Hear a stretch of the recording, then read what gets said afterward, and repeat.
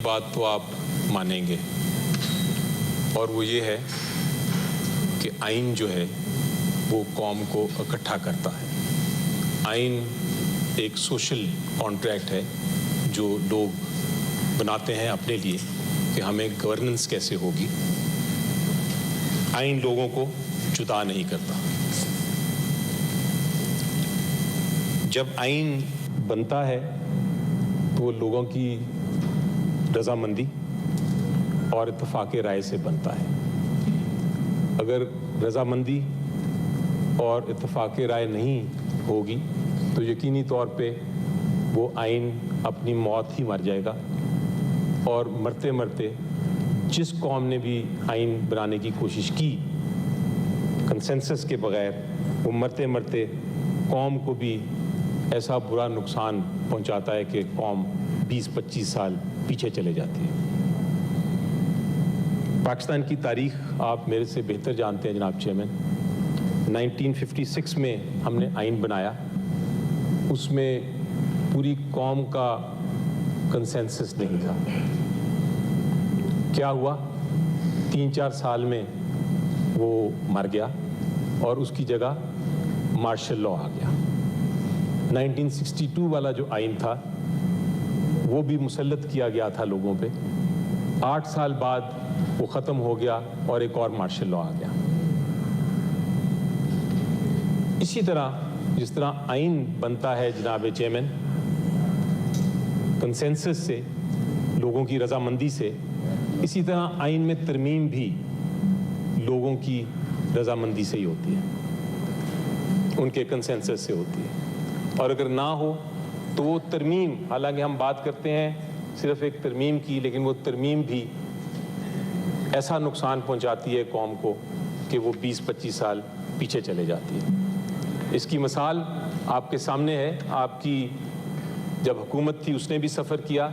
اور جو اس وقت حکومت ہے انہوں نے بھی سفر کیا۔ آرٹیکل 58(2)B آپ کو یاد ہوگا، اس کے تحت پریزیڈنٹ کو طاقت دے دی گئی تھی کہ وہ ایک منتخب حکومت کو گھر بھیج دیں، پارلیمنٹ کو ڈیزالو کر دیں، اور وہ آپ کی حکومت بھی 2 بار گئی اسی 58(2) کے پیچھے، اور PMLN کی حکومت بھی آرٹیکل 58(2)B کی زد میں آئی۔ تو ہم نے دیکھا کہ ایک امینڈمنٹ جو مسلط کی گئی تھی ایک ڈکٹیٹوریل رجیم میں، اس نے کتنا بڑا جمہوریت کو نقصان پہنچایا، اور اس کے بعد جناب چیئرمین مارشل لاء پھر آ گیا۔ تو کنسنسس جو ہے، اتفاق رائے، یہ بہت ضروری ہے کسی بھی آئینی ترمیم کے لیے۔ یہ جو آئینی ترمیم لانے کی کوشش کی جا رہی ہے، یقینی طور پہ انصاف کے ساتھ، آئین کے ساتھ، جمہوریت کے ساتھ، اس وقت میں اور میرے 3-4 ساتھی تو ضرور ادھر بیٹھے ہیں، باقی ساتھی اس وقت آ نہیں سکے کیونکہ ان کو ڈر ہے کہ وہ پکڑے جائیں گے اور ان سے زبردستی ووٹ لیا جائے گا، اور شاید کچھ ساتھی ہمارے آج افواہ ہے کہ پیش کیے جائیں گے اس ایوان میں، جو آ کے کسی زبردستی یا کسی اور وجہ سے وہ ووٹ کریں گے آج۔ لیکن جو آئینی ترمیم لانے کی کوشش کی جا رہی ہے جناب چیئرمین، جو آج کوشش کی جا رہی ہے، اس کا جو پورا عمل ہے، لوگوں کو زبردستی لوٹا بنانا، لوگوں کو پیسے دے کر ووٹ لینا، لوگوں سے زبردستی کر کے ووٹ لینا ایک آئینی ترمیم کے لیے، لوگوں کو زد و کوب کر کے ووٹ لینا، لوگوں پر ظلم ڈھا کے ووٹ لینا، لوگوں کی بچے، بیویاں، بہنیں، بھائی، ان کو پکڑ کے ابڈکٹ کر کے مسنگ پرسن بنا کے ووٹ لینا، یہ جو عمل ہے آئینی ترمیم کا، یہ کنسنسس بیسڈ نہیں ہے، یہ لوگوں کی رضامندی اس میں شامل نہیں ہے۔ اس پروسیس، یہ جو عمل یہ سارا ہو رہا ہے، میری نظر میں جناب چیئرمین، یہ نہ صرف جرم ہے، نہ صرف یہ آئین کے خلاف ہے، نہ صرف یہ جمہوریت کے پرنسپلز کے خلاف ہے، اصولوں کے خلاف ہے، بلکہ یہ جو ہمیں ہمارے مذہب سکھاتا ہے،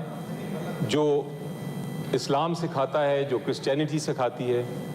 جتنے دنیا کے مذاہب ہیں ان کی بھی خلاف ورزی ہے۔ آپ کسی کو زبردستی کر کے اس کی آمادگی نہیں لے سکتے۔ تو آج ہو سکتا ہے آپ بل پاس کرا لیں، آپ کو بڑا کانفیڈنٹ ہے آپ کہ کرا لیں گے، شاید کرا بھی لیں، لیکن اگر آپ ہمارے لوگوں کو استعمال کرنا چاہیں گے تو میرے پاس ایک ڈاکیومنٹ ہے سر جناب چیئرمین، جو میں آپ کو اس کی کاپی بھی پیش کروں گا، اور وہ یہ ڈاکیومنٹ ہے۔ جب یہ آئینی ترمیم آ رہی تھی تو آرٹیکل 63A کی روح کو سامنے رکھتے ہوئے ہم نے ایک فیصلہ کیا، ایک پارلیمنٹری میٹنگ کی، اور پارلیمنٹری میٹنگ میں ہم نے یہ کہا کہ ہم کسی قسم کی آئینی ترمیم جو کرنے جا رہی ہے حکومت، اس کو ہم سپورٹ نہیں کریں گے۔ اور اس پہ میں نے سارے جو ہمارے سینیٹر حضرات ہیں ان کے دستخط بھی لیے۔ یہ سائنڈ ڈاکیومنٹ ہے، تو اگر آج کوئی کوشش کرے گا ان میں سے آ کے ووٹ کرنے کا تو ان کا ووٹ آپ کائنڈلی کاؤنٹ نہ کریں۔ یہ ہمارا موقف ہے۔ جناب، چونکہ یہ پروسیس جو تھا سارا وہ شروع ہی ایسا ہوا، اس کی شروعات ہی اتنی چھپ چھپا کے رات کے اندھیرے میں ہوئی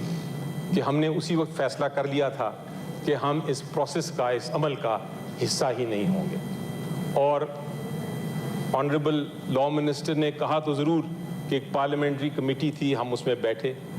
لیکن ہم اس کا حصہ نہیں بنے۔ ہم ہر پارلیمنٹری کمیٹی کی میٹنگ میں ہم نے بڑا واضح کر دیا کہ ہم بیٹھے ہیں سننے کے لیے، دیکھنے کے لیے، وٹنس کرنے کے لیے، تاکہ ہم شہادت دے سکیں کہ کیا پروسیس تھا اس پارلیمنٹری کمیٹی میں، لیکن ہم نے اس میں شمولیت نہیں اختیار کی۔ ہم نے کوئی اپنا ایک بھی امینڈمنٹ، ایک بھی ہم نے کلوز اس میں نہیں دیا، اور یہ میں آپ کو ریکارڈ پہ کہہ رہا ہوں کیونکہ میں اس میں موجود تھا۔ پروسیس کا حصہ تو ہم نہیں تھے، لیکن فار دا ریکارڈ کچھ باتیں میں آپ کو کرنے جا رہا ہوں، اور جو میں کہنے جا رہا ہوں جناب چیئرمین، میرے پاس کم از کم ہر سٹیٹمنٹ کے لیے جو میں سٹیٹمنٹ دینے لگا ہوں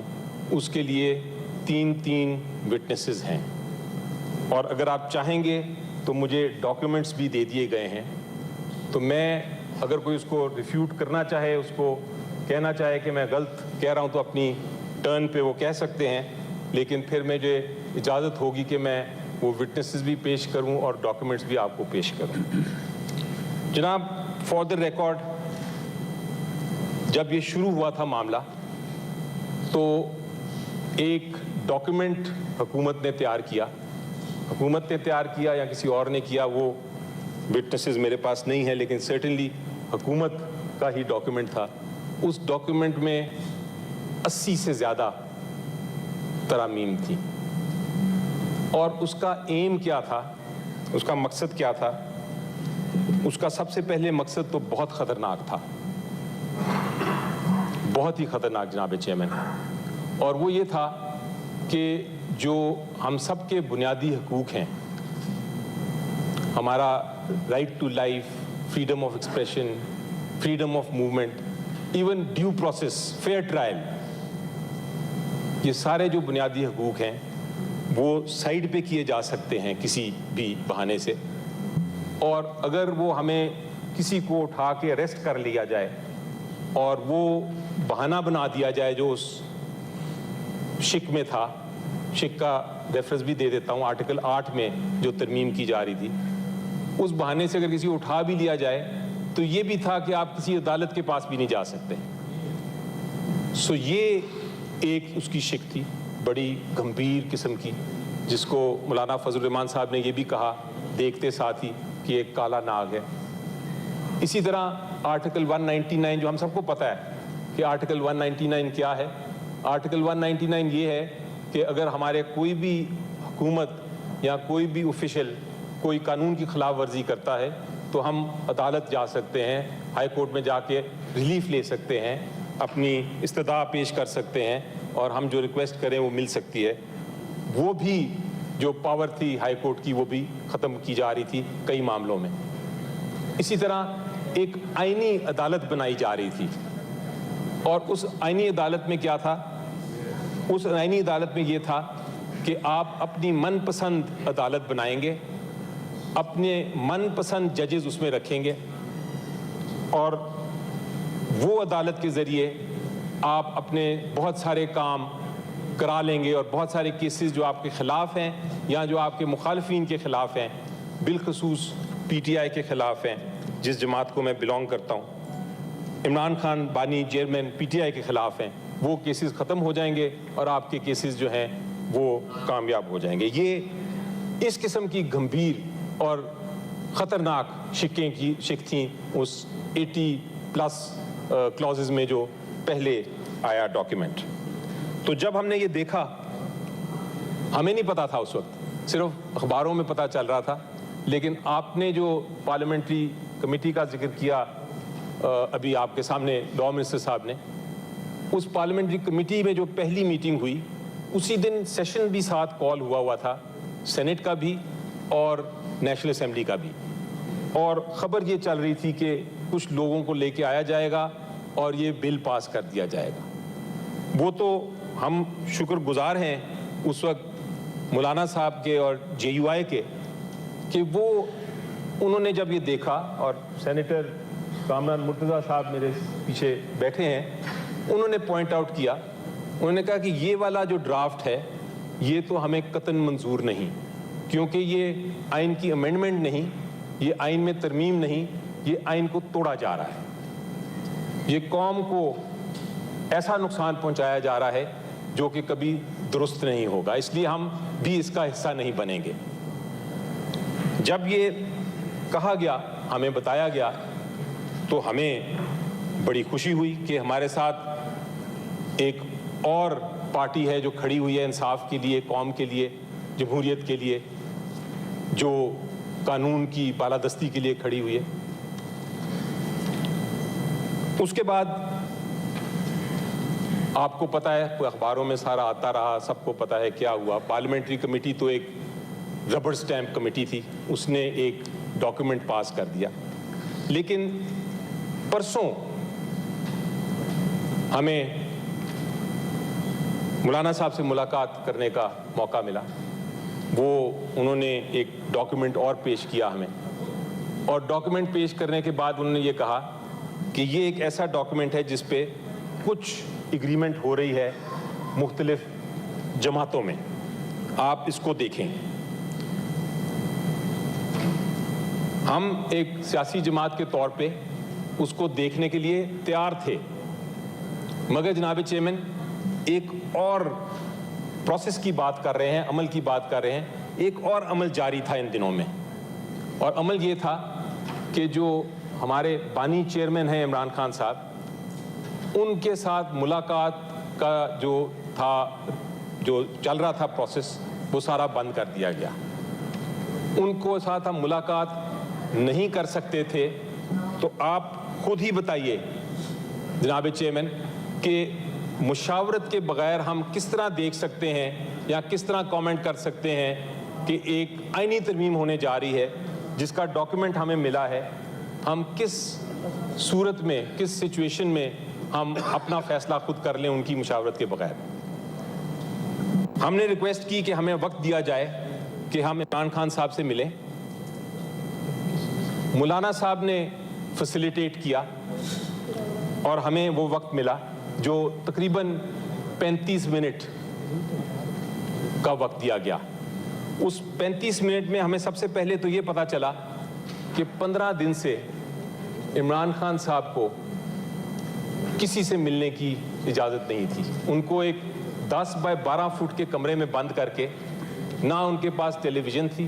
نہ ان کے پاس